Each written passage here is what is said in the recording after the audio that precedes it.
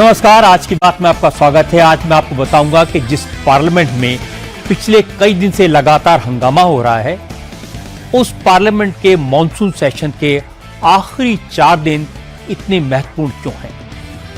कांग्रेस ने अपने एमपीज के लिए व्हिप क्यों जारी कर दिया? बीजेपी ने सारे सांसदों को सदन में मौजूद रहने का फरमान क्यों जारी किया? एनडीए के सहयोगी दलों से क्यों कहा गया कि मॉनसून सेशन के आखिरी 4 दिनों में कोई सांसद गैर हाजिर न रहे? ये सब क्या हो रहा है, क्यों हो रहा है, व्हिप जारी करने की जरूरत क्यों पड़ी? इसको लेकर सस्पेंस है। कांग्रेस को लगता है कि सरकार आखिरी वक्त में डिलिमिटेशन बिल लाएगी, महिला आरक्षण बिल लाएगी, एफसीआरए का बिल पेश करेगी। राहुल गांधी अड़े हुए हैं कि ये 3 विधेयक किसी कीमत पर पास न हो पाए, इसलिए उन्होंने सभी विरोधी दलों से अपने सांसदों के लिए व्हिप जारी करने की अपील की है। हालांकि सरकार ने इन विधेयकों को लेकर कोई डेफिनेट बात नहीं कही है। किरेन रिजिजू ने इतना जरूर कहा और सस्पेंस बढ़ा दिया कि डिलिमिटेशन और विमेन रिजर्वेशन बिल बहुत जरूरी है, सरकार इन्हें पास कराना चाहती है। लेकिन ये कब पेश होंगे, कैसे पास होंगे, इसको लेकर जानकारी बाद में दी जाएगी। इसके बाद प्रधानमंत्री नरेंद्र मोदी की नए एमपीज के साथ ब्रेकफास्ट मीटिंग, अमित शाह की डीएमके और विजय की पार्टी टीवीके के एमपीज से मुलाकात, इन सारी बातों ने विपक्ष की टेंशन को और बढ़ा दिया है। सस्पेंस और बढ़ गया। अब सरकार की रणनीति क्या है? क्या सरकार मॉनसून सेशन में ही डिलिमिटेशन बिल पास करवा लेगी? प्रधानमंत्री मोदी की एनडीए के सांसदों और होम मिनिस्टर अमित शाह की विरोधी दलों के सांसदों के साथ जो मीटिंग्स हुई हैं, उनका क्या मतलब है, क्या इशारा है, यह आपको बताने की कोशिश करूंगा आज की बात में। लेकिन शुरुआत करते हैं parliamentary affairs minister Kiren Rijiju की बात से। पार्लियामेंट का मॉनसून सेशन 13 अगस्त को खत्म होगा। 20 जुलाई से शुरू हुए इस सत्र का ज्यादातर वक्त विपक्ष के हंगामे की भेंट चढ़ गया। सरकार को यह तो क्लियर है कि ऑपोजिशन का हंगामा खत्म नहीं होगा। विपक्ष चाहता है कि सरकार जो विधेयक पास कराना चाहती है वो पेश ही ना हो पाए। अगर पेश हो तो विरोधी दलों की एकता बनी रहे। डिलिमिटेशन और विमेन रिजर्वेशन जैसे जिन बिल्स को पास कराने के लिए 2/3 मेजॉरिटी की जरूरत है, 2/3 सांसदों के वोट की जरूरत है, वो सरकार जुटा ही ना पाए। लेकिन ऐसा लग रहा है कि सरकार ने इन महत्वपूर्ण बिल्स को पेश करने और पास कराने की रणनीति बनाना शुरू कर दिया है। इसीलिए parliament affairs minister Kiren Rijiju ने राहुल गांधी और प्रियंका गांधी से बात की। लेकिन राहुल गांधी ने साफ कह दिया कि वो डिलिमिटेशन बिल को सपोर्ट नहीं करेंगे। अगर सरकार इस बिल पर बहस करना चाहती है, चर्चा चाहती है, तो पार्लियामेंट का स्पेशल सेशन बुलाए और फिर इस पर बात होगी। इसके बाद सरकार ने दूसरी ऑपोजिशन पार्टी से बात शुरू की। आज किरेन रिजिजू ने कहा कि मॉनसून सेशन चल रहा है, इसलिए स्पेशल सेशन की मांग का कोई मतलब नहीं है। रिजिजू ने कहा कि सरकार ने विपक्ष के हंगामे के बीच कुछ जरूरी बिल पास करवाए हैं। डिलिमिटेशन और विमेन रिजर्वेशन भी इंपॉर्टेंट है। इनके बारे में क्या करना है ये सरकार बाद में बताएगी। हमारा 3 नए बिल आ रहे हैं, ट्राइब्यूनल्स वाला भी आ रहे हैं, हमारे पास माइंस एंड मिनरल्स वाला बिल्स भी आ रहे हैं। बहुत इंपॉर्टेंट बिल्स हमारे पास और है सरकार के पास। डिलिमिटेशन, वुमेन रिजर्वेशन बहुत महत्वपूर्ण मुद्दे हैं। अब वो कहते हैं कि डिलिमिटेशन, वुमेन रिजर्वेशन को कांग्रेस विरोध करते हैं, तो ये तो एक तरीके से देश के महिलाओं के साथ धोखा है। तो सब मालूम है, हम लोग का कमिटमेंट को तो सब जानते हैं। प्रधानमंत्री जी ने बार बार कहा है कि महिलाओं को उनका अधिकार देके हम रहेंगे। अब कांग्रेस इसको बार बार विरोध कर रहे हैं। कांग्रेस को झेलना पड़ेगा ये महिला विरोधी होने का। हाउस तो बिजनेस तो हमने पारित किया है और लोकसभा में एमएसएमई वाला बिल को हम लोग ने पारित किया है। बिजनेस तो चल रहा है। मैंने कल भी बताया कि डिस्कशन कम इसलिए हो रहे हैं क्योंकि कांग्रेस पार्टी और अपोजिशन पार्टी ने हंगामा करके नारेबाजी किया, इसलिए डिस्कशन कम हुए हैं। लेकिन बिजनेस पारित हुआ है और राज्यसभा में एनडीए पार्टीज के जितने भी मेंबर्स हैं सबने डिबेट में हिस्सा भी लिया है, अपना बात भी रखा है। इसमें कंफ्यूजन नहीं होना चाहिए कि हाउस नहीं चल रहे हैं। हाउस चली है, बिल्स पारित हुए हैं, सिर्फ चर्चा कम हुए हैं क्योंकि हंगामा है। ये नंबर 1 क्लैरिफिकेशन। सेकेंडली, जो हाउस एक्सटेंशन का कांग्रेस पार्टी की ओर से या किसी और से कहा गया, ऐसे कोई प्रपोजल नहीं है कोई स्पेशल सेशन का। अभी तो मानसून सेशन चल रहा है, तो इसमें हम कैसे दूसरे स्पेशल सेशन के बारे में बात करेंगे। अब क्या सरकार वाकई में ये सारे बिल लाने की तैयारी कर रही है? डीलिमिटेशन बिल का भविष्य क्या है?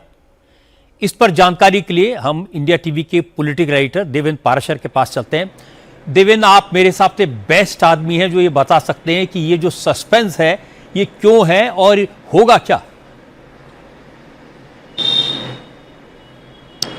और अजय जी, सरकार ने पूरी कोशिश की थी और मंशा ये थी कि इस मानसून सेशन में ही इन दोनों बिलों को, वुमेन रिजर्वेशन बिल और डिलिमिटेशन बिल को पास करा लिया जाए। और एक तरह से कहें कि सरकार की प्राथमिकता में भले ही ये लिस्टेड नहीं था ये बिल सरकार के एजेंडे में, लेकिन टॉप प्रायोरिटी में ये था, तो इसमें ऐसा कहना गलत नहीं होगा।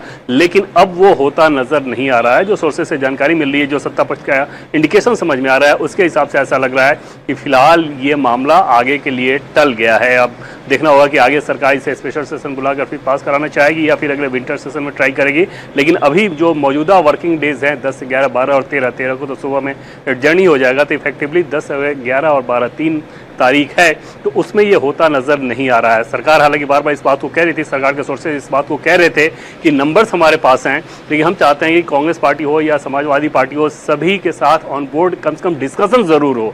भले ही आप बिल के अगेंस्ट में वोट करें, लेकिन डिस्कशन के बाद ये हो, लेकिन वो होता नजर नहीं आ रहा है। और आज डीएमके की तरफ से उदयनिधि स्टालिन ने जो कुछ कहा है, उसके बाद ये तस्वीर और ज़्यादा साफ हो जा रही है कि अब तो सरकार के लिए इन दिनों में इन दोनों बिल को पास कराना लगभग मुश्किल हो रहा है। और उस लिहाज से समझा जा सकता है कि ये बिल आगे टलेगा। अब जो तीसरा प्रमुख बिल है FCRA संशोधन बिल, उसको लेकर सरकार की जरूर ये कोशिश रहेगी, क्योंकि उसमें 2/3 मेजॉरिटी की जरूरत नहीं है। उसको लेकर सरकार की कोशिश होगी कि 11 या 12 अगस्त तक उस बिल को मंजूरी दिला दी जाए। इससे पहले क्रिश्चियन कम्युनिटी के साथ गृहमंत्री अमित शाह मिले भी और उन्होंने बताया भी कि आप लोगों के जो भी एप्रीहेंशन हैं उन सबका ध्यान रखा जाएगा, उसके हिसाब से इस बिल को लाया जाएगा। देखना होगा कि क्या सरकार इस मकसद में पूरा हो पाती है। बाकी जो 2 बिल हैं वो तो लड़कते नजर आ रहे हैं। रजत जी, देवेंद्र पाराशर, बहुत बहुत शुक्रिया। उम्मीद करते हैं कि कोई सरप्राइज ना आ जाए आखिरी 3 दिन में। लेकिन आज जो आपने सिचुएशन बताई उसके हिसाब से लगता है अगर डीएमके साथ नहीं है तो ये पास कराना थोड़ा मुश्किल होगा। इंतजार करेंगे। बहुत बहुत शुक्रिया आपका। सरकार के एजेंडे में 3 बिल हैं जिसका जिक्र देवेंद्र पाराशर कर रहे थे, डीलिमिटेशन, विमेन रिजर्वेशन और FCRA। डीलिमिटेशन और विमेन रिजर्वेशन बिल पास कराने के लिए 2/3 सांसदों के सपोर्ट की जरूरत है। इसमें विरोधी दलों के सपोर्ट की जरूरत पड़ सकती है, लेकिन FCRA बिल पास कराने के लिए सिंपल मेजॉरिटी चाहिए। इसलिए सरकार की कोशिश होगी इस बिल को तो कम से कम पेश किया जाए और पास करा लिया जाए। FCRA बिल को सरकार लिटमस टेस्ट की तरह ले रही है। इस मुद्दे पर डीएमके का सपोर्ट हासिल करने की कोशिश की जाएगी। लोकसभा में डीएमके के 22 सांसद हैं। अगर FCRA पर डीएमके का सपोर्ट मिल गया तो उस वक्त भी काम आ सकता है जब सरकार डीलिमिटेशन बिल पेश करेगी। इसलिए होम मिनिस्टर अमित शाह ने FCRA से प्रभावित होने वाले स्टेक होल्डर से मुलाकात की, चर्चेज के डेलीगेशन से बात की। लेकिन नोट करने वाली बात यह थी कि अमित शाह से मिलने पहुंचे चर्चेज के डेलीगेशन का नेतृत्व डीएमके सांसद P. विल्सन कर रहे थे। अमित शाह ने विल्सन की बात पूरी सुनी, ध्यान से सुनी, और उन्होंने कहा कि FCRA बिल में यह प्रोविजन है, अगर किसी ऑर्गेनाइजेशन ने विदेश से मिले पैसे का पूरा हिसाब नहीं दिया तो उसकी सारी प्रॉपर्टी सरकार के कब्जे में चली जाएगी। और यह बहुत खतरनाक है। सरकार इस प्रावधान को हटाए या इस बिल को ज्वाइंट पार्लियामेंट्री कमेटी को भेज दे। All of us decided that let's ask the bill which is introduced in the Lok Sabha in March be completely withdrawn.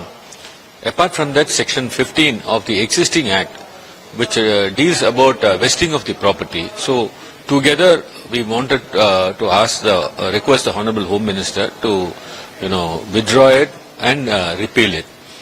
If the government is not inclined to either withdraw the FCRA bill as a whole and repeal Section 15, at least send the bill as well as the existing laws to the Joint Parliamentary Committee so that the stakeholders can be heard. The problem is when the FCRA certificate is going to be cancelled, like you are not going to renew it or some condition is violated or the government is refusing it, the entire property which has been acquired all along for say about 100 years ago, that is going to be taken over by the government, including the activities like orphanages, then hospitals, old age homes. PVS कह रहे हैं कि FCRA bill को पूरी तरह वापस लेना चाहिए। इसमें प्रॉपर्टी पर कंट्रोल करने की बात कही गई है। इस सेक्शन का भयंकर दुरुपयोग हो सकता है। उन्होंने कहा अगर सरकार बिल को वापस नहीं लेती तो कम से कम ज्वाइंट पार्लियामेंट्री कमेटी में भेज दे, जिससे वहां पर इस पर डिटेल में चर्चा हो जाए और विवादित प्रावधानों को हटाकर संशोधित बिल पेश किया जाए। पी विल्सन ने कहा इस एक्ट के सहारे सरकार विदेशी चंदे से बनी 100 साल से भी ज्यादा पुरानी संपत्ति को अपने अधिकार में ले सकती है। यह बहुत खतरनाक है। अमित शाह ने डीएमके के सांसद को भरोसा दिया कि सरकार उनकी चिंता का पूरा ख्याल रखेगी। डीएमके को इतना महत्व इसलिए दिया जा रहा है क्योंकि एमके स्टालिन पहले ही ऐलान कर चुके हैं कि डीएमके अब इंडिया अलायंस का हिस्सा नहीं है। तमिलनाडु में कांग्रेस ने जिस तरह डीएमके को धोखा दिया, उसके बाद स्टालिन राहुल गांधी से बेहद नाराज हैं। इसलिए सरकार को लगता है कि डीएमके को एनडीए के पाले में लाया जा सकता है। पता यह लगा कि डीलिमिटेशन बिल को लेकर भी सरकार पर्दे के पीछे डीएमके से लगातार बात कर रही है, लेकिन डीएमके ने डीलिमिटेशन बिल को लेकर सरकार के सामने 3 डिमांड रखी हैं। अगर सरकार ये 3 शर्तें मानती है तो डीएमके इस बिल को सपोर्ट कर सकती है। पहली शर्त यह है कि जनगणना के आधार पर सीटों की संख्या पर लगी रोक अगले 25 साल तक जारी रहे।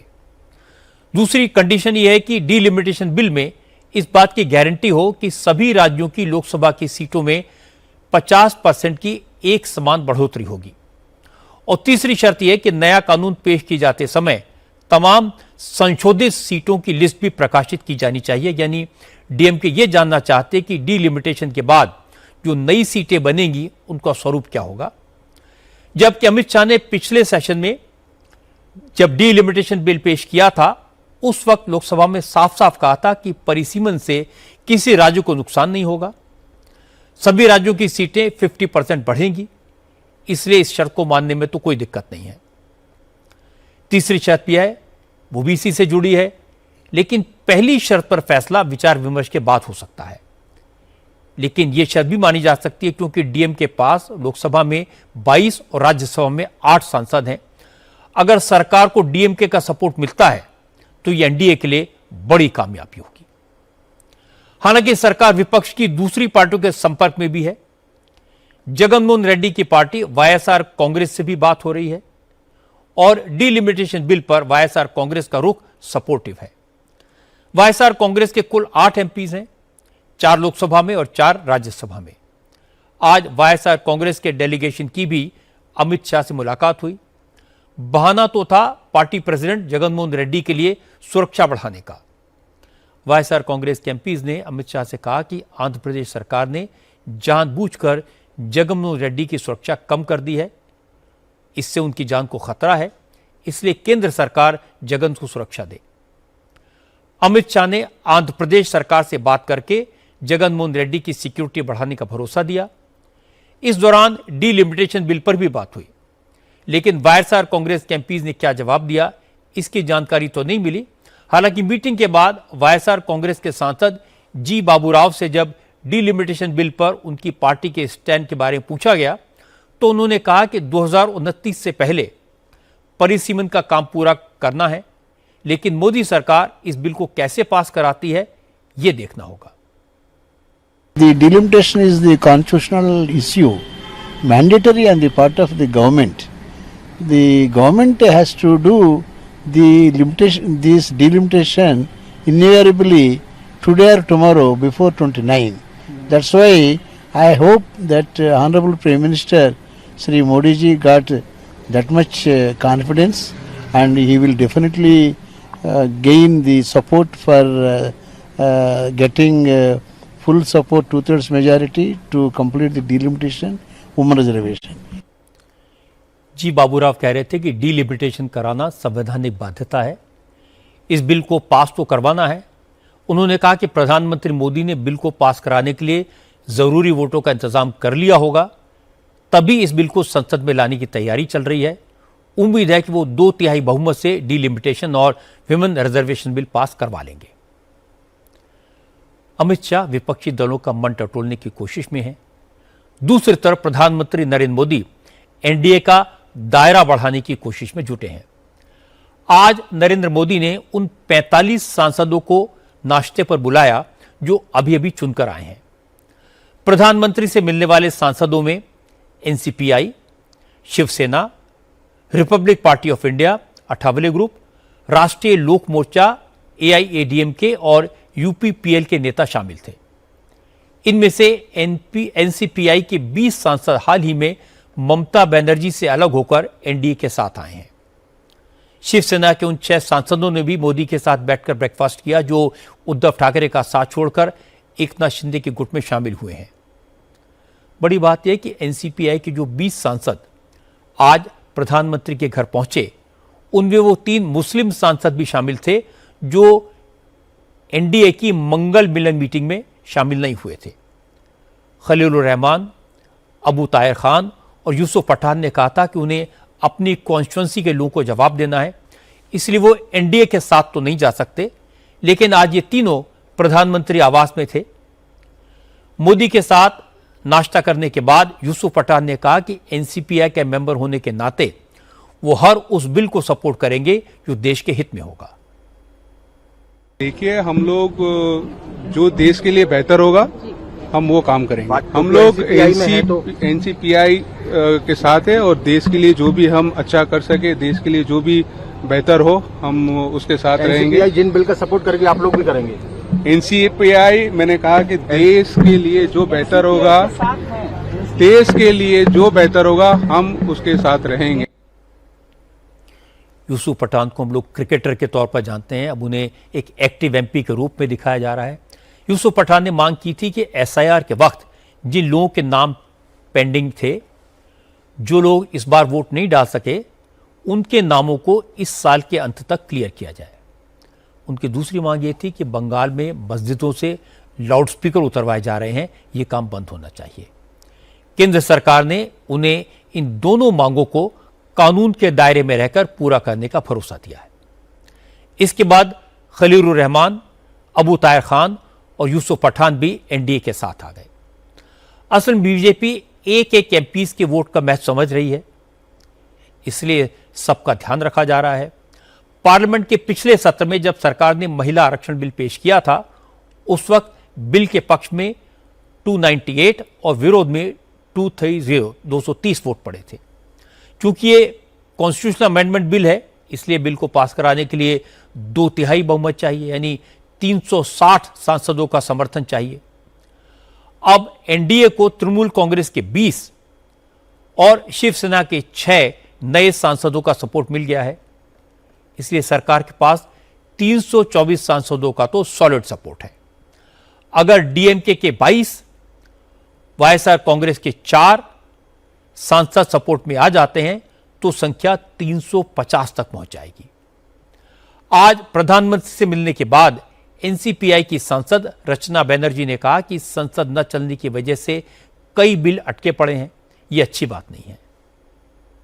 जिंदगी में बहुत कुछ आते हैं जाते हैं, सब कुछ होता रहता है, पर आज का सुबह का जो ब्रेकफास्ट के लिए हम लोग को इनवाइट मिला था हमारे ऑनरेबल पीएम से, और उनसे बात किए और उनका जो राय है, उनका जो देखने का अंदाज है देश के ऊपर, और जैसे वो काम कर रहे हैं सबके लिए, सभी लोगों के लिए, बच्चों से बुजुर्ग तक सबके लिए सोच के जैसे हमारे पीएम काम कर रहे हैं, उनके साथ 2 मिनट वक्त गुजारना हमारे लिए बहुत बहुत भाग्यशाली की बात। क्या खास मैसेज दिया है कुछ उन्होंने सांसदों को आज जो मुलाकात हुई? नहीं, उन्होंने ऐसे ही कहा कि देखिए हम तो देश के लिए काम करते हैं और हमारे साथ जो है हमारे ग्रुप के जो है हम आपके साथ है। यही सबसे बड़ी बात है कि उन्होंने ये कहा है कि जैसे हम सोचते हैं आप उसी सोच पे विश्वास रखिए और उस हिसाब से आगे बढ़ते चलिए। सदन नहीं चल रहा है, इसको लेकर उन्होंने कुछ बोला? देखिए उनको भी बहुत खराब लगा कि सदन नहीं चल रहा है। इतने दिन हो गए हम लोग का मतलब लास्ट 20-25 डेज उन्होंने ये भी कहा कि एक्चुअली सदन नहीं चल रहा है, तो उनको भी बहुत खराब लग रहा है। तो बट वो चाहते हैं कि जल्दी से सब कुछ ठीक ठाक हो जाए। समर्थन जुटाने के काम में एकनाथ शिंदे एक महत्वपूर्ण रोल प्ले कर रहे हैं। आज शिंदे स्पेशली दिल्ली आए। पहले उनकी पार्टी के सांसदों ने प्रधानमंत्री के साथ ब्रेकफास्ट किया और इसके बाद शिंदे अपनी पार्टी के एमपीज के साथ दोबारा प्रधानमंत्री से मिले। हालांकि मीटिंग के बाद शिंदे ने कहा कि प्रधानमंत्री के साथ महाराष्ट्र के विकास और उससे जुड़े दूसरे मुद्दों पर बात हुई है। संसद में आने वाले विधेयकों और शिवसेना के सांसदों की भूमिका पर भी उन्होंने मोदी से बात की। महिला आरक्षण हे एक महत्त्वाचं जे आरक्षण आणि विधेयक याला सगळ्यांनीच मान्यता दिली पाहिजे। लाडक्या बहिणी ज्या आहेत त्यांच्याशी वाद घातला की महाराष्ट्रामध्ये 2024ला काय झालंय आपल्याला माहीत आहे। त्यामुळे महिला आरक्षण असेल आणि आता मतदारसंघ 24-25 लाखाचे आहेत। त्यांचं भौगोलिक क्षेत्र तुमचा किती आहे? 27 लाखाचा तुमचा। आणि भौगोलिक क्षेत्र एवढं मोठं आहे, एक सर्वसामान्य मतदारसंघातल्या लोकांना न्याय देण्यासाठी हा विषय महत्त्वाचा आहे। त्याला सगळ्यांनी सहकार्य केलं पाहिजे। एकनाथ शिंदे मराठी में कह रहे हैं कि महिला आरक्षण बिल एक महत्वपूर्ण विधेयक है, इसे पास कराने में सभी दलों को सहयोग देना चाहिए। एकनाथ शिंदे ने कहा कि विपक्ष ने महाराष्ट्र में लाडली बहन योजना का विरोध किया था और इसका नतीजा उन्हें विधानसभा चुनाव में मिल गया। शिंदे ने यह भी कहा कि परिसीमन बिल जरूरी है। आज एक एक लोकसभा क्षेत्र में 25 से 30 लाख वोटर हैं। इतने बड़े क्षेत्र में काम करना मुमकिन नहीं होता। ऐसे में परिसीमन बिल को पास कराने के लिए सभी दलों को साथ आना चाहिए। अब शिंदे ने जो कहा ये सारी बातें तो कैमरे पर कहने के लिए हैं, अंदर की बात क्या है, नरेंद्र मोदी ने शिंदे को टास्क क्या दिया है, इसकी जानकारी के लिए मुंबई चलते हैं हमारे संवाददाता सचिन चौधरी के पास। सचिन, आप शिंदे की बात हमने सुनी है, आपने भी सुनी है, लेकिन असली बात क्या है ये आप बताइए। देखिए रजत जी, ये परिसीमन या महिला आरक्षण जो बिल है उसको पास कराने के लिए फुल प्रूफ तैयारी जो है वो केंद्र सरकार कर रही है। और जब केंद्र सरकार को लगेगा कि तैयारी फुल प्रूफ है, बहुमत का जो आंकड़ा है वो पूरी तरह से जुट गया है, तो इस संसद सत्र के बाद एक विशेष सत्र बुलाकर इस बिल पर चर्चा की जाएगी और उसको पास कराया जाएगा। एकनाथ शिंदे जो है इसमें काफ़ी एक अहम भूमिका भी निभा रहे हैं। और जो हमें सूत्रों से जानकारी मिल रही है कि ना केवल उनके 13 सांसद बल्कि उनको ये भी कहा गया है कि यूबीटी के जो 3 सांसद हैं और अन्य दूसरे छोटे छोटे निर्दलीय पार्टियां जो एनडीए का हिस्सा नहीं है या फिर यूपी का भी हिस्सा, इंडिया ब्लॉक का भी हिस्सा नहीं है, उन लोगों को हेर कर उनको कन्विंस जो है करना है और उसकी तैयारी में वो जुट गए हैं। और जो हमें सूत्रों से जानकारी मिली है कि करीबन 7 ऐसे सांसद हैं जिसमें से पंजाब के 2, राजस्थान के 2, जम्मू कश्मीर, लद्दाख और दादरा दीव दमन नगर हवेली, ऐसे 7 सांसद जो है वो इनके संपर्क में है और उन्हें पूरी तरह से खामी भी भर दी है, उनको राजी कर लिया गया है और भी सांसदों का समर्थन जो है जुटाया जा रहा है। तो आज जो शिंदे शिवसेना के सांसदों से पीएम मोदी मिले थे तो उन्होंने यही कहा था कि आपके थ्रू आउट पार्टी यानी कि राजनीति से ऊपर उठकर, अलायंस से ऊपर उठकर जो भी आपके दोस्त है, सांसद है, उनको आप ये बात से सहमत करिए कि ये देश हित में कितना महत्वपूर्ण बिल है और उनको ये कन्विंस कराने की कोशिश कीजिए। अपने साथ और भी दोस्तों को जोड़े, चाहे वो एनडीए का हिस्सा हो या फिर इंडिया ब्लॉक का हिस्सा हो। तो ये रणनीति पर पूरी तरह से काम चल रहा है और जब ये 2/3 पुख्ता फुल प्रूफ जब उनको लगेगा तो हो सकता है कि इसी महीने में एक विशेष सत्र बुलाकर इसको जो है चर्चा करके पास कराया जा सकता है। रजत जी, सचिन, मैं पूरी तरह सहमत हूं आपकी बात से, क्योंकि एकनाथ शिंदे पहले कई बार ये कारनामा करके दिखा चुके हैं। उनका रिकॉर्ड अच्छा है कि वो एमपीज को ला सकते हैं, उनसे सपोर्ट ले सकते हैं। तो जाहिर है उन्हें ये टास्क दिया गया और ये आपकी बात सही है कि जब तक सरकार को कॉन्फिडेंस नहीं होगा कि उसके पास में 360 एमपीज का सपोर्ट है, तब तक ये बिल शायद नहीं लाया जाएगा। बहुत बहुत शुक्रिया आपका सचिन चौधरी। आज एक और डेवलपमेंट हुआ, वो भी इसी कड़ी में है। पंजाब के फॉर्मर डिप्टी चीफ मिनिस्टर और अकाली दल के प्रेसिडेंट सुखबीर बादल की प्रधानमंत्री मोदी से मुलाकात हुई। हालांकि अकाली दल का लोकसभा में सिर्फ एक सांसद है, लेकिन इस वक्त सरकार के लिए एक एक एमपी का सपोर्ट भी कीमती है। मोदी से मिलने के बाद सुखबीर बादल ने कहा उन्होंने प्रधानमंत्री से पंजाब में लॉ एंड ऑर्डर की खराब सिचुएशन पर बात की, लेकिन मामला इतना सीधा नहीं है। पता है लगा कि बीजेपी के नेताओं से सुखबीर बादल की वाइफ हरसिमरत कौर की बात हुई है। अकाली दल चाहता है कि पंजाब के इलेक्शन से पहले बीजेपी और अकाली दल एक बार फिर साथ आएं। अगर यह हुआ तो अकाली दल फिर एनडीए का हिस्सा बनेगा, डीलिमिटेशन बिल पर सरकार को सपोर्ट करेगा और पंजाब में दोनों पार्टियां मिलकर चुनाव लड़ेंगी। चर्चा यही है कि आज सुखबीर बादल ने प्रधानमंत्री मोदी से इन मुद्दों पर बात की है। संसद भवन में सुखबीर बादल और प्रधानमंत्री मोदी की मीटिंग हुई तो आम आदमी पार्टी के नेशनल कन्वीनर अरविंद केजरीवाल ने इस पर तंज कसा और देर नहीं लगाई। केजरीवाल ने तुरंत लिखा, नाना करते प्यार तुम्ही से कर बैठे, तो क्या चंदा चोर पार्टी और बेअदबी पार्टी का गठबंधन हो रहा है? जाहिर है अगर यह गठबंधन हुआ तो सबसे ज्यादा परेशानी अरविंद केजरीवाल को होगी। पिछली बार लोकसभा में सरकार डीलिमिटेशन बिल पास कराने के लिए 2/3 बहुमत नहीं जुटा पाई थी, लेकिन मोदी ने कहा था कि यह कानून देश के हित में है, महिलाओं को पार्लियामेंट में जगह देने के लिए है, एक दिन यह जरूर पास होगा। तभी से 2/3 बहुमत जुटाने की कवायद शुरू हुई। टीएमसी टूटी, शिवसेना फिर से टूटी, संख्या बढ़ी, किस्मत से साथ दिया डीएमके कांग्रेस से नाराज हो गई और अब डीलिमिटेशन के लिए डीएमके से बात हो रही है। शरद पवार की एनसीपी और वाईएसआर की कांग्रेस से भी सपोर्ट मिलने की उम्मीद जगी है। अकाली दल के साथ आने के आसार बने हैं। अगर इतनी जोड़तोड़ की गई है, इतनी मेहनत की गई है, तो जाहिर है डीलिमिटेशन बिल को पास कराने के लिए ही की गई होगी, महिला आरक्षण के लिए ही की गई होगी। मुझे लगता है कि संसद में महिलाओं को 33% सीटें तो मिलनी ही चाहिए और इसका बेस्ट तरीका है कि कुल सीटों की संख्या बढ़ाकर 816 कर दी जाए और यह तभी संभव है जब डीलिमिटेशन का कानून बनेगा। इसलिए दोनों कानून एक दूसरे से जुड़े हैं।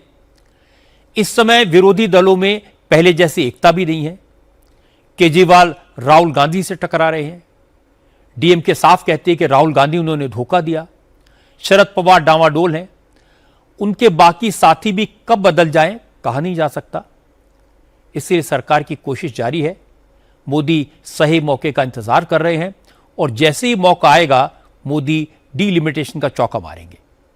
संसद में सीटों की संख्या बढ़ेगी और इसका फैसला तो मोदी ने उसी समय कर लिया था जब संसद का नया भवन बना था, जिसमें लोकसभा के करीब 1000 सदस्यों के बैठने की व्यवस्था है। आप अंदाजा लगा सकते हैं कि नरेंद्र मोदी कितनी दूर की सोचते हैं।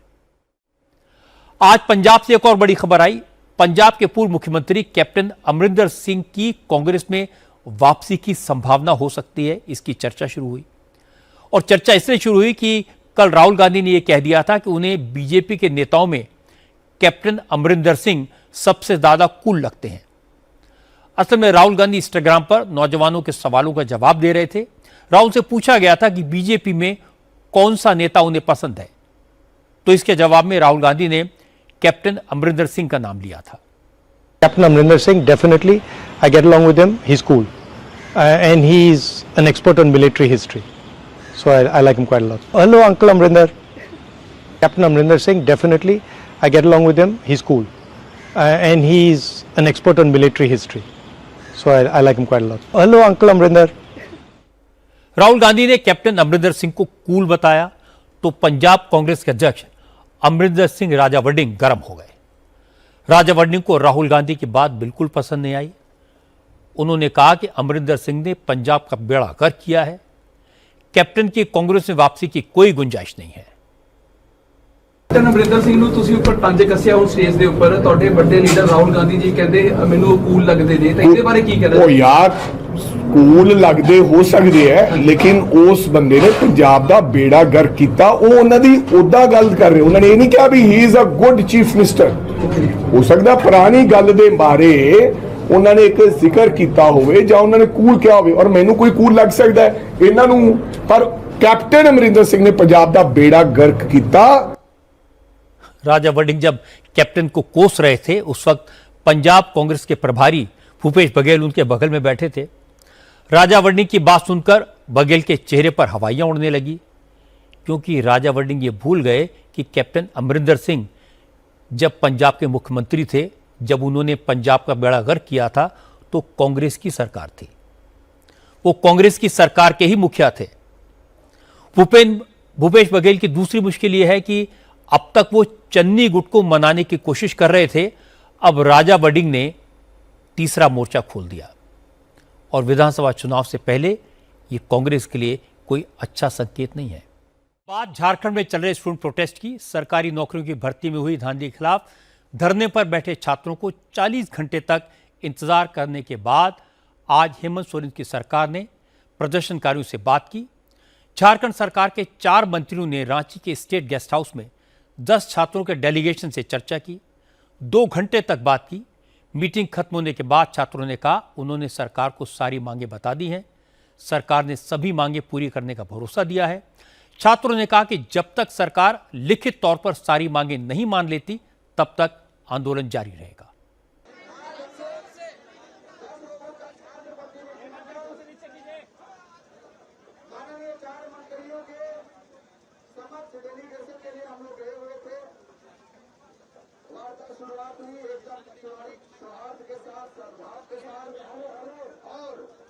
हमारी जितनी उचित मांगे थी सभी मांगों को माननीय मंत्रियों के सामने एकत्र करके हम लोग रखे, और मांग का क्या आधार है वो भी हम लोग सभी छात्र प्रतिनिधियों ने, छात्रों ने पूरी विस्तार से हम लोग माननीय मंत्रियों को बताने का काम किया। बड़ा ध्यानपूर्वक उन्होंने सुना और उन्होंने कहा हमारी मांग बिल्कुल जायज है।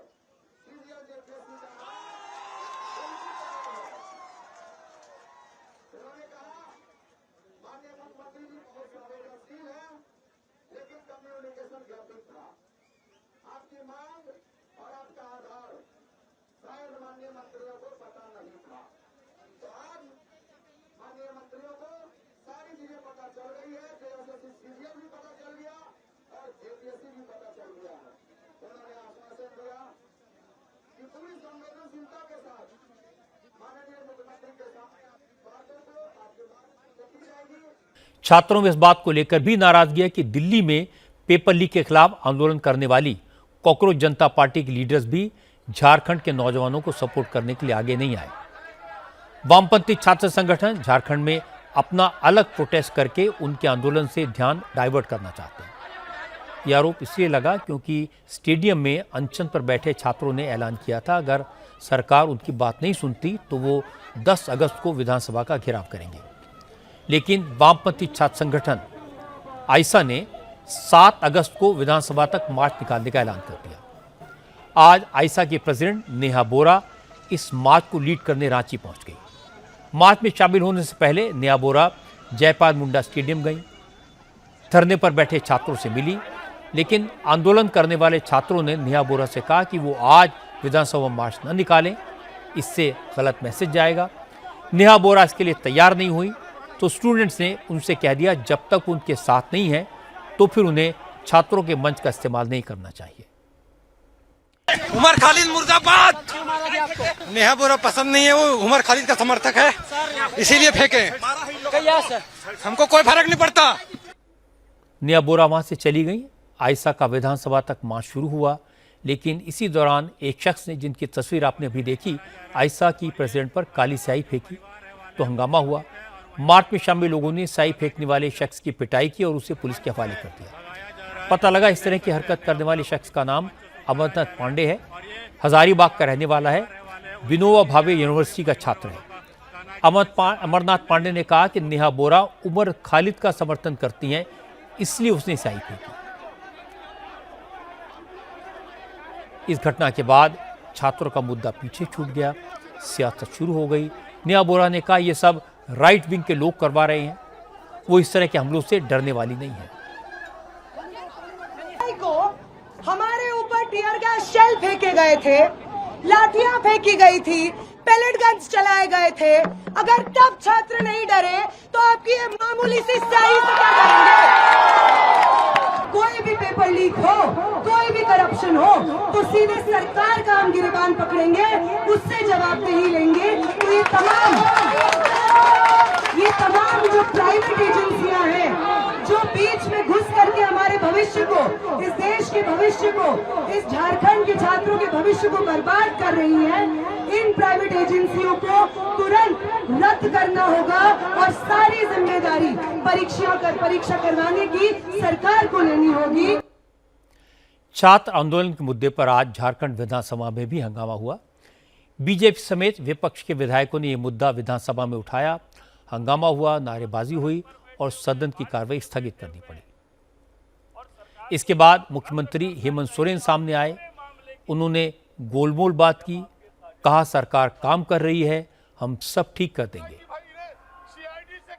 जो माध्यम है वो माध्यम हमने बता रखा है और बात करने के लिए भी हम लोग तैयार हैं। पूरे राज्य की जो हमारे छात्र छात्राएं हैं जो इस संबंध में अपने विचार रखते हैं, वो अपनी राय दे सकते हैं और एक मजबूत और बड़े रिफॉर्म के साथ आगे हम लोग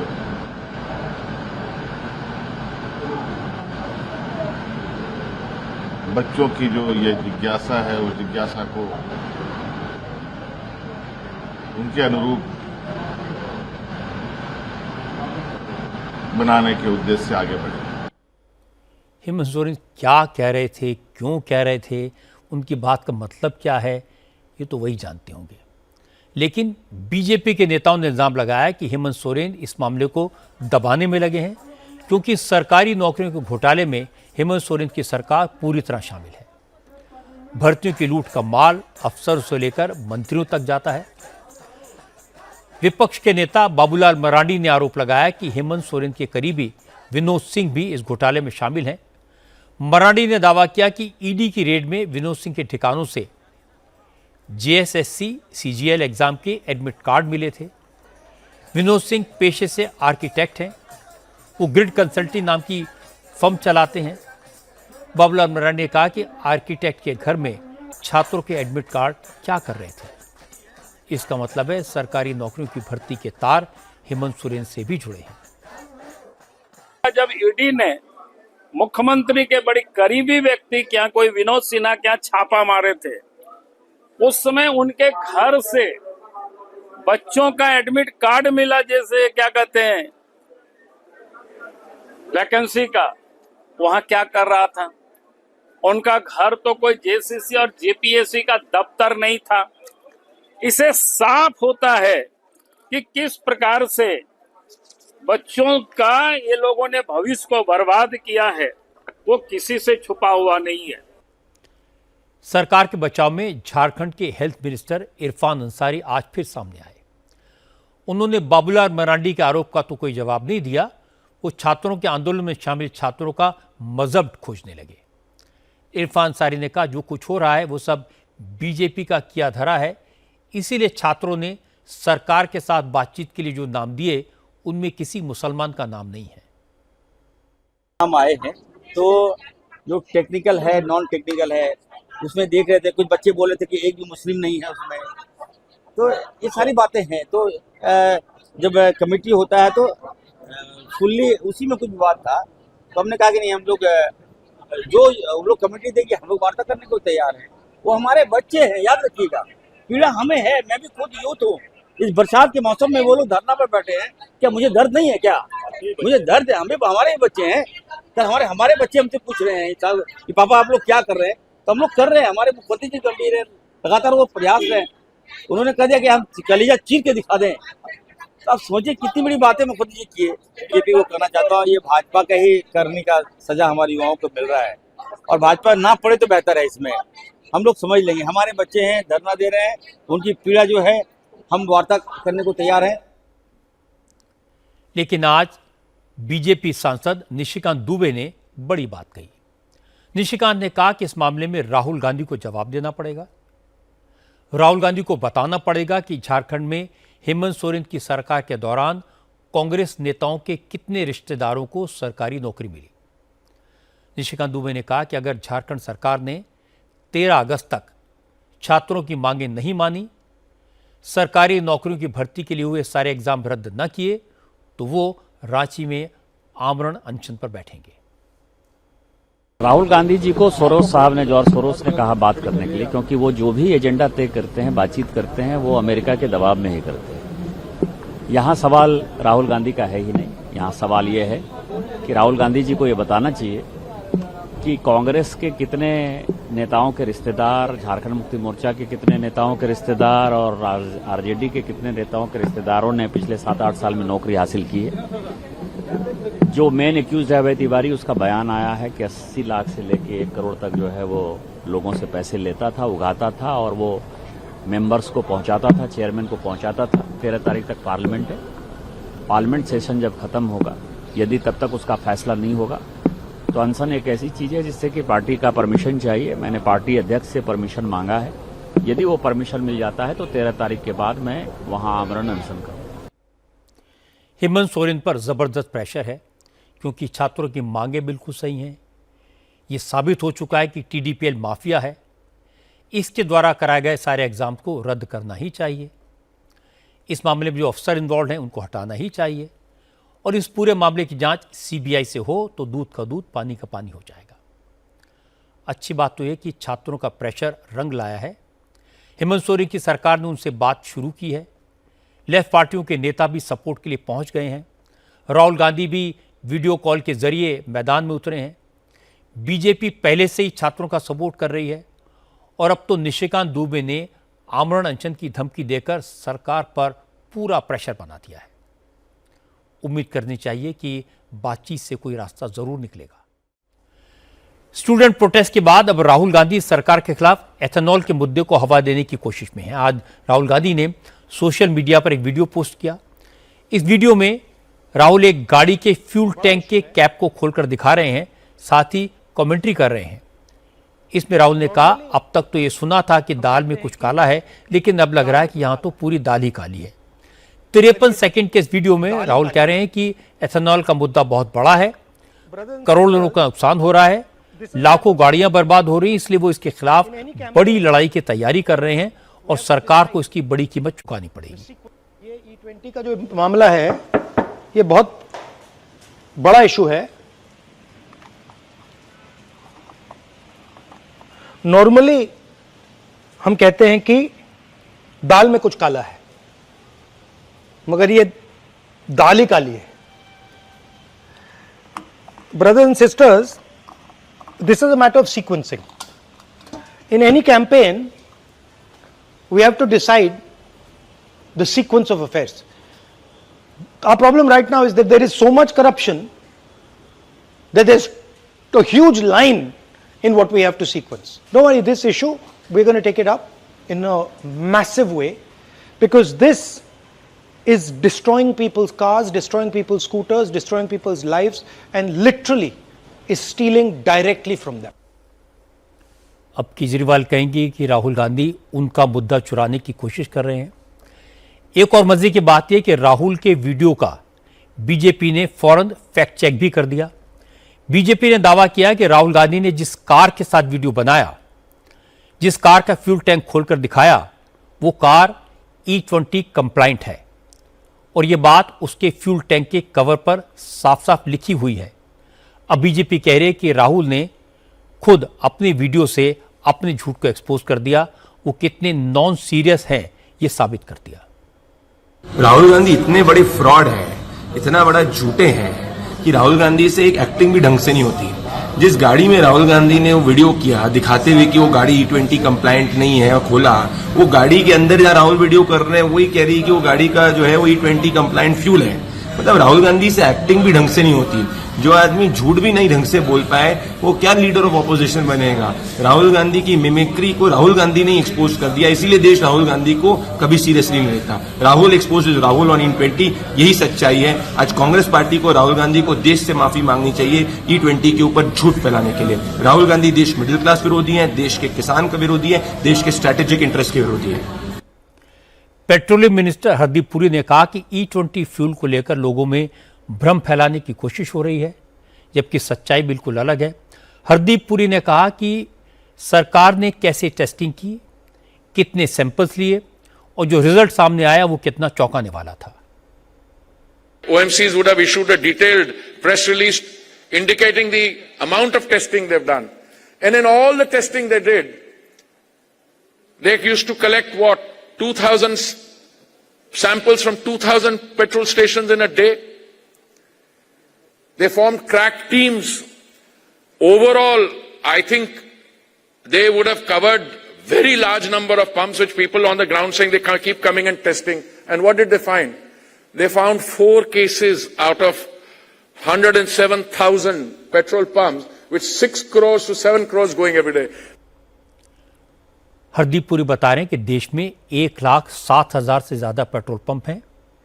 यहां 6 से 7 करोड़ लोग रोज तेल भरवाते हैं।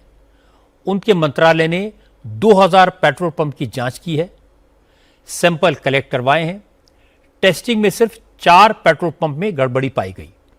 ये नंबर्स बहुत कम है। अब E20 के मुद्दे पर मैंने आपको राहुल गांधी का दावा दिखाया, सरकार का पक्ष क्या है ये भी बताया। अब इसका राजनीतिक पहलू भी समझिए। राहुल ने जो वीडियो पोस्ट किया उससे अरविंद केजरीवाल बहुत नाराज हो गए।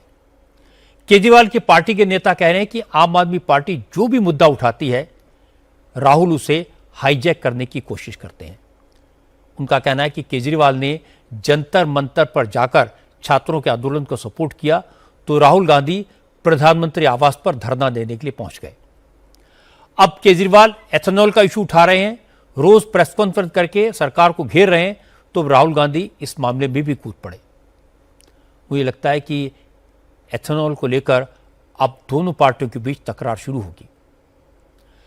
लेकिन इसके अलावा यह जरूरी है कि पहले केजरीवाल ने और राहुल गांधी ने इस मुद्दे पर जनता के मन में संदेह तो पैदा किया है।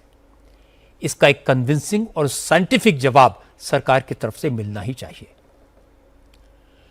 प्रधानमंत्री मोदी अपने अलग मिशन पर हैं। आज मोदी ने देशवासियों से स्वदेशी वस्तुओं को अपनाने की अपील की।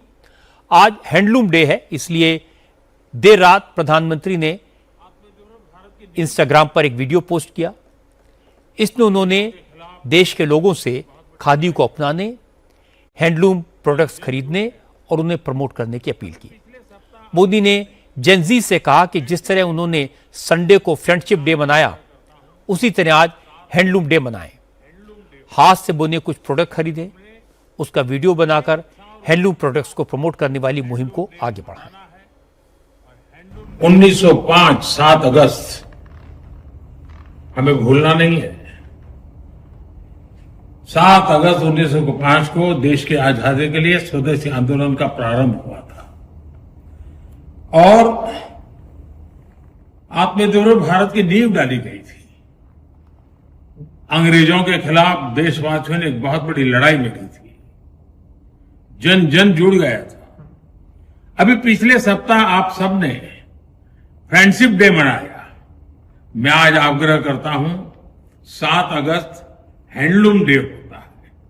हमने इतने ही उत्साह और उमंग के साथ हैंडलूम डे मनाना है। आप भी तो इस प्रकार से एक हैंडलूम की वैरायटी के साथ GRWM वीडियो करके जरूर दुनिया के सामने अपनी बात रख सकते हैं। हैंडलूम के लिए लोगों को प्रेरित कर सकते हैं। इसके बाद मोदी ने हैंडलूम की चीजें खरीदने के फायदे गिनवाए। मोदी ने कहा कि देश के लाखों लोग बुनकर उद्योग से जुड़े हैं, अपने घरों से काम करते हैं। ऐसे में अगर खादी से बनी चीजें खरीदी जाएंगी तो लाखों परिवारों को रोजगार मिलेगा और स्वदेशी को भी बढ़ावा मिलेगा।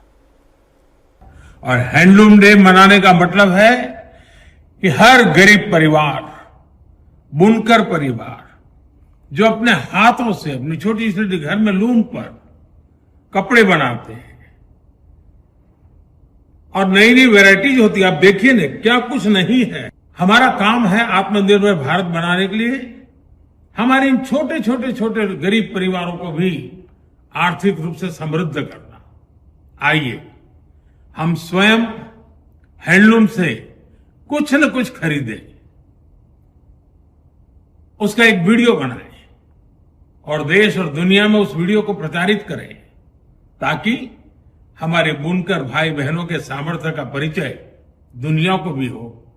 आइए 7 अगस्त हैंडलूम डे। प्रधानमंत्री मोदी की वीडियो बनाने की अपील का, रील बनाने की अपील का असर हुआ। कंगना रनौत ने एक वीडियो बनाया हाथ से बुनी साड़ी पहनकर और इसे सोशल मीडिया पर पोस्ट किया। कंगना ने कहा कि पहले उनके घर में ज्यादा सामान दुनिया भर के मशहूर इंटरनेशनल ब्रांड्स के होते थे, लेकिन अब वो स्वदेशी चीजों को महत्व देंगी। कंगना ने कहा पहले उन्हें लगता था कि हैंडलूम से बने कपड़े खास मौकों पर ही पहने जाते हैं क्योंकि उनकी रेंज लिमिटेड होती है, लेकिन अब उन्हें पता चल गया है कि खादी की ड्रेसेस भी काफी स्टाइलिश हैं। नौजवानों को भी इन्हें ट्राई करना चाहिए। आज देखिए दिल्ली का नज़ारा, यहाँ बहुत बारिश हो रही है और हम लोग जो है हम फास्ट फूड, फास्ट लाइफ और फास्ट फैशन वाली जनरेशन है और मुझे भी बचपन से बहुत शौक रहा है। फिल्मों में जब मैंने शुरुआत की तो चाहे मेरी रेड कार्पेट लुक्स हो या एयरपोर्ट जाना या फिल्मों में मेरा परिधान हो या किसी तरह का कोई रैंप वॉक हो, मुझे हमेशा से ही एक फैशनिस्टा कहा गया है और मेरा घर जो है हमेशा ही इंटरनेशनल ब्रांड से पूरा न जाने कैसे कैसे हर तरह के ब्रांड से जो है भरा रहता था। मेरी भी यही सोच थी कि हैंडलूम जो है वो कभी कभार जब हमें अपनी भारतीयता दिखानी हो या कभी कभार कोई शादी हो या साल में एक आधी बार जो है वो पहनने वाली चीज़ है। लेकिन जब 2014 में सम्माननीय यशस्वी प्रधानमंत्री जी ने हमें आत्मनिर्भरता के साथ आत्मसम्मान के प्रति जो जागरूक किया तो मुझे भी एहसास हुआ कि जिन लोगों को हम फॉलो करते हैं, चाहे वो अमेरिकन हो चाहे यूरोपियन हो, वो तो अपनी संस्कृति में ओतप्रोत हैं, लेकिन हम जो है अपनी एथनिसिटी दिखाने के लिए, अपनी संस्कृति और अपनी भारतीयता दिखाने के लिए जो हमें एक दिन तो ये तरह की ब्रेन वॉशिंग जो है उसका मुझे एहसास हुआ। तो एनीवे लॉन्ग स्टोरी शॉर्ट, आज देखिए मैंने ये जो वीव है ये पहना है, ये गुजरात एरिया से कच्छ से जो है वो बिलोंग करता है और एक वीव जो है वो सिर्फ एक कपड़े का टुकड़ा नहीं है। मेरा ये मानना है, मैं खुद कलाकार हूँ और मुझे ऐसा लगता है कि कला जो है ईश्वर के प्रति हमारा प्रेम होता है। तो ये एक परिवार का, एक समुदाय का, एक ऐसे गांव का जिसका चाहे मैं पैदा होते हुए हिस्सा ना रही हूँ, आज वो मेरी ज़िंदगी का हिस्सा है। वो मेरे लिए जो है एक मेरी चाहे वो व्यक्तित्व को, मेरी शख्सियत को आज वो एक गहरा हिस्सा है। तो ये संस्कृति की जो एक हमारी धारा चलती आ रही है, ये इस जनरेशन को भी आगे बढ़ानी है दोस्तों। और आइए हैंडलूम से जुड़ें और हैप्पी हैंडलूम डे सबके लिए। और सबसे ज़्यादा प्रधानमंत्री जी ने जो हम सबको अपील की है कि आज कुछ ना कुछ हम हैंडलूम से खरीदें, वो आज हम करेंगे। और सबको फिर से और ख़ासकर मेरे जो वीवर भाई बहन बंधु हैं उनके लिए भी बहुत बहुत बहुत शुभकामनाएं। प्रेसिडेंट द्रौपदी मुर्मू ने राष्ट्रपति भवन कल्चरल सेंटर में हैंडलूम डे सेलिब्रेट किया। प्रेसिडेंट ने सोशल मीडिया पर पोस्ट में लिखा कि हैंडलूम्स भारत की ट्रेडिशन और डेवलपमेंट का एक इम्पॉर्टेंट हिस्सा रहा है। फ्यूचर में ये स्टार्टअप्स के नए रास्ते खोल सकता है। प्राइम मिनिस्टर मोदी की अपील का इम्पैक्ट उनके कैबिनेट मिनिस्टर, दूसरे नेताओं पर भी दिखाई दिया। Foreign minister doctor S Jaishankar ने भी हैंडलूम प्रोडक्ट खरीदा, उसे पहनकर सोशल मीडिया पर फोटो पोस्ट की। संबित पात्रा और रवि किशन हैंडलूम के धोती कुर्ते में नजर आए। किरण रिजिजू नईशी स्टाइल के कपड़ों में दिखे। हैंडलूम सिर्फ देश की विरासत नहीं है, इसकी डोर समाज को जोड़ती है। बनारसी साड़ी, पंजाब की फुलकारी, तमिलनाडु की कांजीवरम साड़ियां, जब घर में शादी होती है, कोई बड़ा त्योहार होता है, तो ये उत्सव की निशानियों के तौर पर दिखाई देती हैं। वोकल फॉर लोकल ने हैंडलूम को प्रमोट जरूर किया है, मध्य प्रदेश की चंदेरी, असम की मूगा रेशम और राजस्थान की कोटा डोरिया को अंतर्राष्ट्रीय पहचान दी है, बाजार दिया है। फ्रांस और इटली के फैशन डिजाइनर्स ने भारतीय हैंडलूम से बने कपड़ों को लग्जरी फैशन का हिस्सा बनाया। ये सब प्रोडक्ट्स ब्रांड तो बन गए, इन्हें बाजार भी मिला, लेकिन वर्ल्ड मार्केट में हैंडलूम के प्रोडक्ट्स भारत को हिस्सेदारी नहीं दिला पाए। इसका मतलब नहीं कि हमारे हैंडलूम की क्वालिटी कमजोर है, बल्कि मार्केटिंग, डिजाइनिंग और पैकेजिंग की कमी है, जिसकी वजह से वर्ल्ड मार्केट में इन्हें जगह नहीं मिल पाई और इसे दुरुस्त करने की जरूरत है। आज योगी आदित्यनाथ ने भी लखनऊ में हस्तशिल्प के हुनरमंदों को सम्मानित किया। 12 बुनकरों को संत कबीर स्टेट हैंडलूम अवार्ड दिए। इसके तहत फर्स्ट प्राइज में 1 लाख रुपए, सेकंड प्राइज में 50,000 और थर्ड प्राइज में 25,000 रुपए दिए जाते हैं। योगी ने कहा कि उनकी सरकार ने बुनकरों की समस्याओं को दूर किया, उन्हें काम के बेहतर अवसर दिए, हैंडलूम लगाने के लिए आर्थिक मदद का इंतजाम किया और उनके प्रोडक्ट्स को दुनिया भर के मार्केट में पहुंचाने की व्यवस्था की। योगी ने कहा, 1 डिस्ट्रिक्ट 1 प्रोडक्ट्स। इस स्कीम के तहत हर जिले के कारीगरों को मदद दी जा रही है और इसका असर दिखाई दे रहा है। इसके बाद योगी ने समाजवादी पार्टी का जिक्र किया, अखिलेश यादव के राज को याद किया और योगी ने कहा कि जिनकी आंख दोपहर 12 बजे खुलती हो और जो शाम को 7 बजे दोस्तों के साथ महफिल जमा लेते हो, उन्हें प्रदेश की जनता की फिक्र करने का वक्त कैसे मिलता। भाई भतीजेवाद में पड़ी भी, डूबी भी उस समय की सरकारों के पास ये फुर्सत कहां थी, और फुर्सत के लिए समय चाहिए। कुछ लोग जीवन भर उनके साथ जो शब्द जुड़ जाता है उससे पीछा नहीं छोड़ा सकते।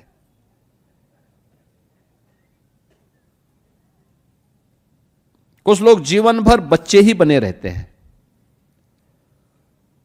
और बबुआ भी यही करते थे। 12 बजे सो के उठते थे, 2 बजे तक तैयार होते थे,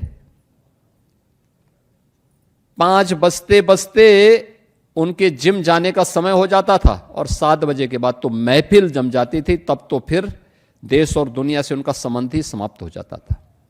तो प्रदेश के बारे में कहां से सोच उनके पास थे। इसी कारण दंगे होते थे, महीनों महीनों कर्फ्यू रहता था, इंसेफ्लाइटिस से मौतें होती थी, डेंगू से मौतें होती थी। गरीब का बच्चा जिन बेसिक शिक्षा परिषद की स्कूलों में पढ़ता है, उन बेसिक शिक्षा परिषद के स्कूलों के बुरे हाल थे।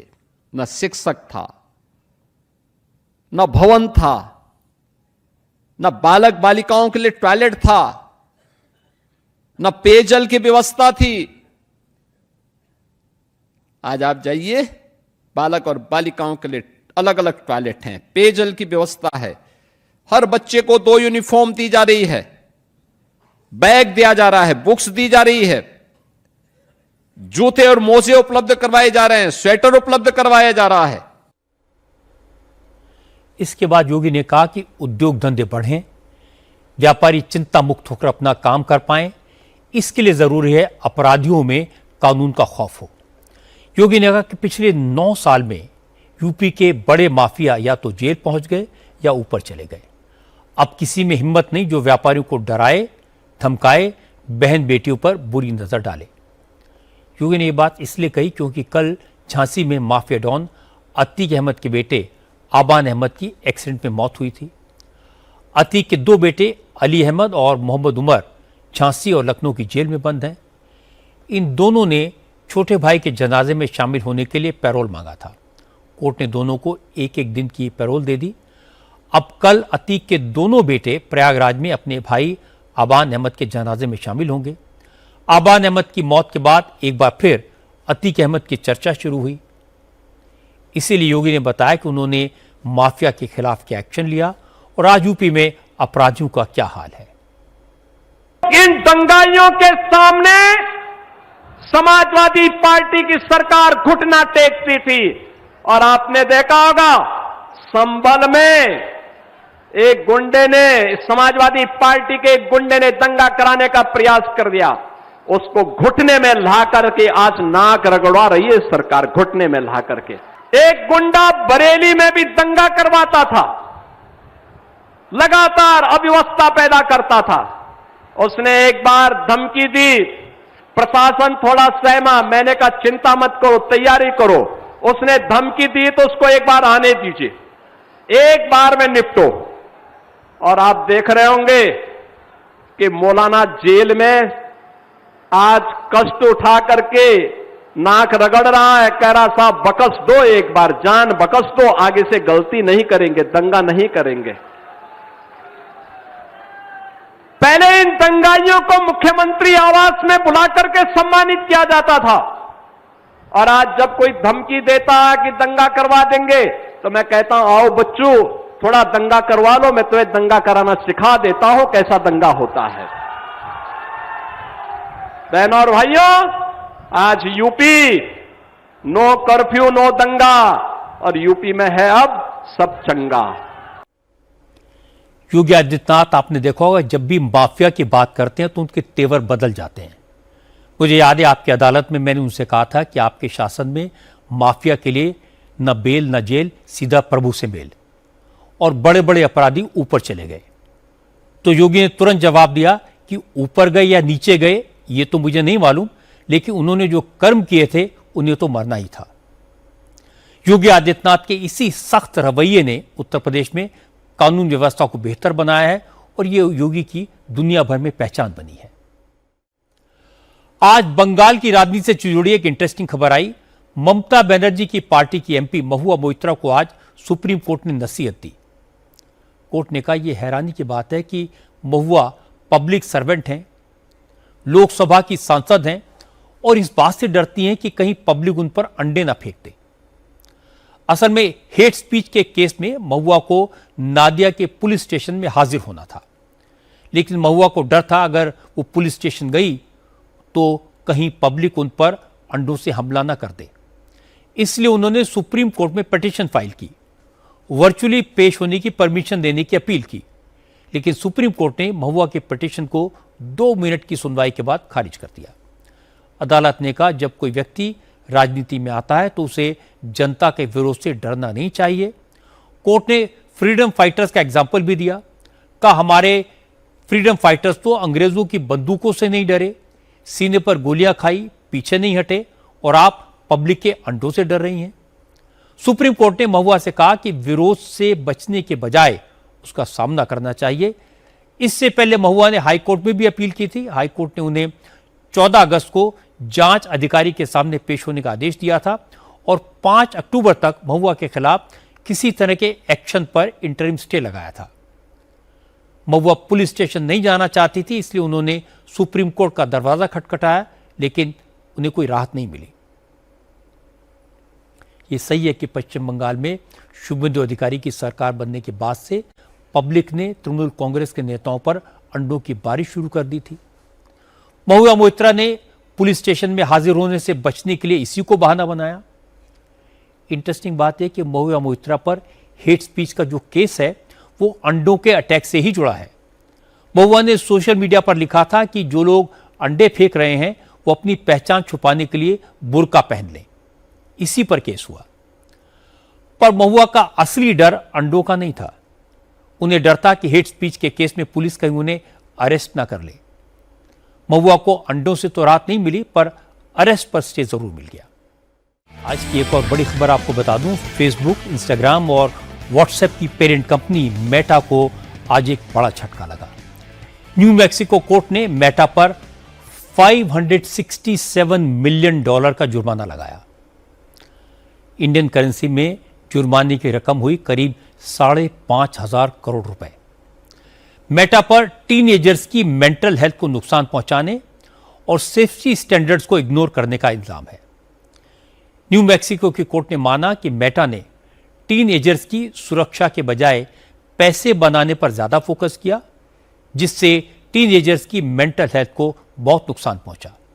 इसीलिए कोर्ट ने मेटा पर भारी भरकम जुर्माना लगाया।